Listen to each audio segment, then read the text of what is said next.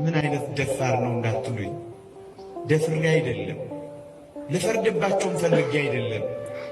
እንኳን አሁን የምንኖርባት ቤታችን ቀርቶ እቺ ምድራችን እንኳን በስደት ነው የመጣንባት። በጣም ከተጣበቃችሁባት ታማችኋለች።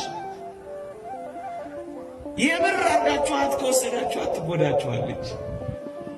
እኔ በምድር ላይ ስደተኛ ነኝ ይላል ነቢዩ ዳዊት። በድንኳን የኖሩት ለዛ ዋና መኖሪያችን ይሄ አይደለም፣ ይሄ መቆያችን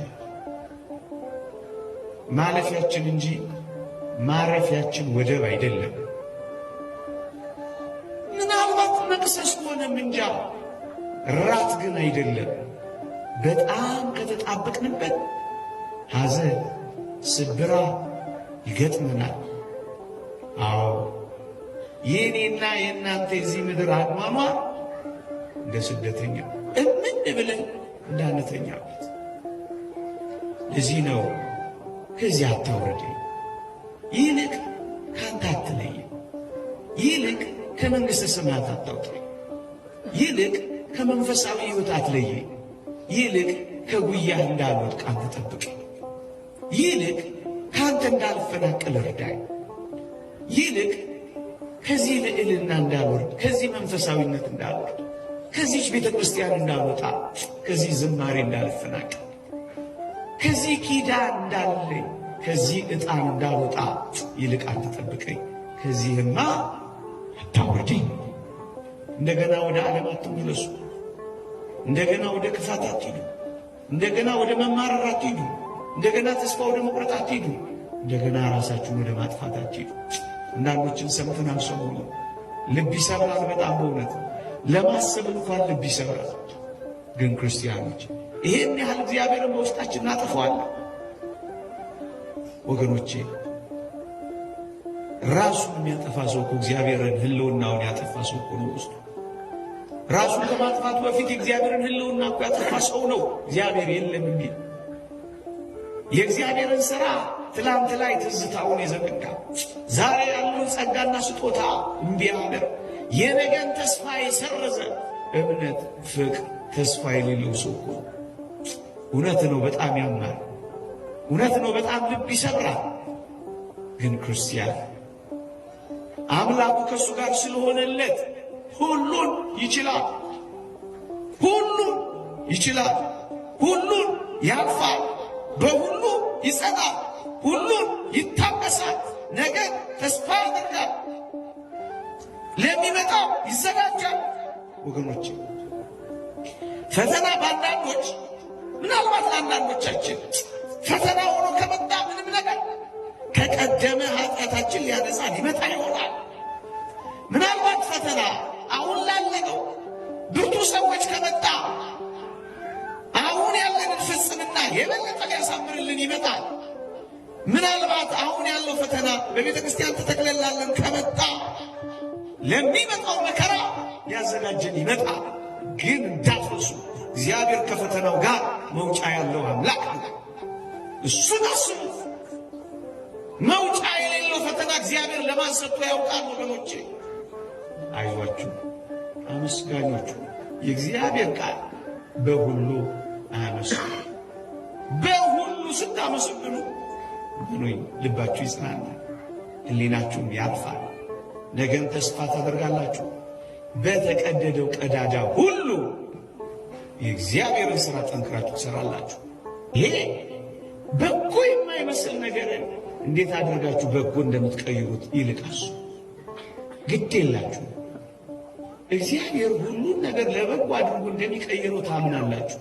እሱን እናንተ እንዴት አድርገን ለበጎና እስካሁን ካለን ነገር የተሻለ እንዴት እናደርገው? ከእግዚአብሔር ጋር ማህበራዊ መስተጋብራችሁን የበለጠ አጠንክሩት። ተጠያየቁ፣ ተረዳዱ፣ ተደጋገፉ፣ እርስ በርሳችሁ ተጽናኑ፣ አበረታቱ። የማንም ሰው ልብ አይውደቅ፣ በርቱ ተባባሉ። ሕይወት እዚህ ወይም እዚያ ምንም ይቀጥላል። ጥቂት ወይም ብዙ የለመድነው እንግዳ ብንሆን ከእግዚአብሔር ጋር ከሆኑ እመኑኝ የመረረውን እንኳን ሊያጣፍጠው እግዚአብሔር ቻይ። አትወረዱ። ይቆይ። የእግዚአብሔር ቸርነት፣ የእመቤታችን አማላጅነት፣ የቅዱሳን በረከት ረድኤት አይለይ።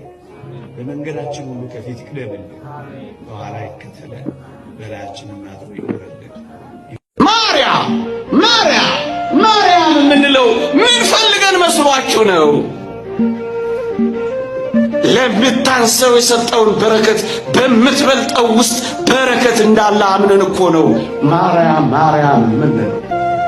አሚናዳብ ቤት ጥቂት ወራት ይህች ታቦተ ጽዮን ቆየችና የከበረው ንጉሥ ዳዊት ታቦቲቱን ወደ መናገሻ ከተማ ሊወስዳት ፈለጋት።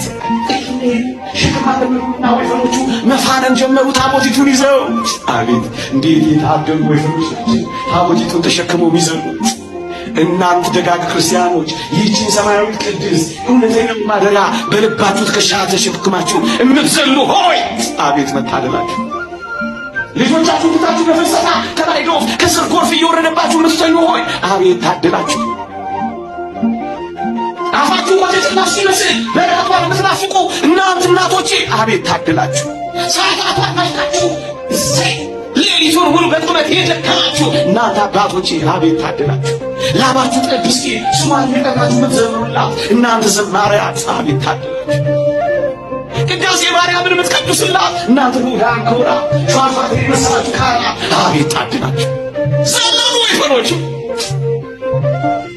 ያን ጊዜ ታቦቲቱ ለመውደቅ ወዲህ ወዲያ ስትል አንድ ያልተገባ ኦዛ የሚባል ሰው ታቦቲቱን ያዛት።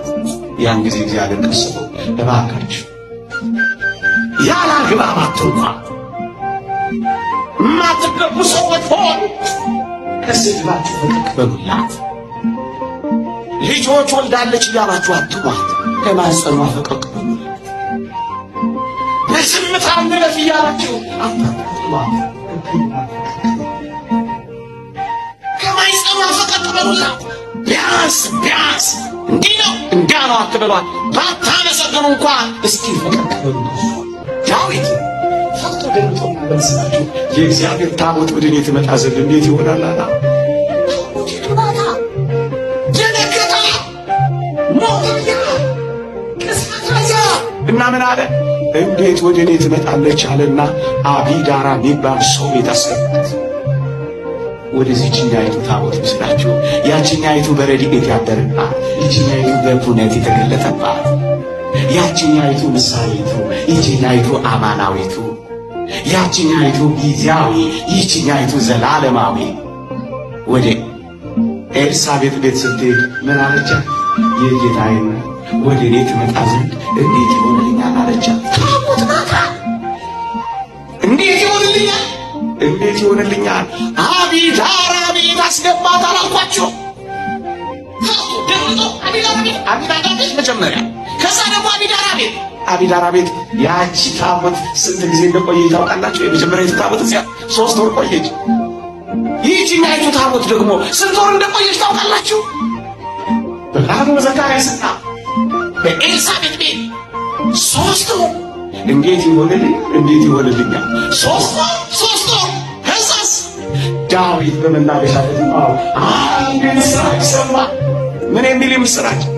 እንዲህ ይላል የእግዚአብሔር ቃል በቃል ነው ማነበው። እግዚአብሔርም ስለ እግዚአብሔር ታቦት ሲል የአቢዳራን ቤት ባረከ ይልላችኋል። ስለማሲ ስለ ታቦት ምን ያባረከው? ስለ ማደሪያው በረከት አለው።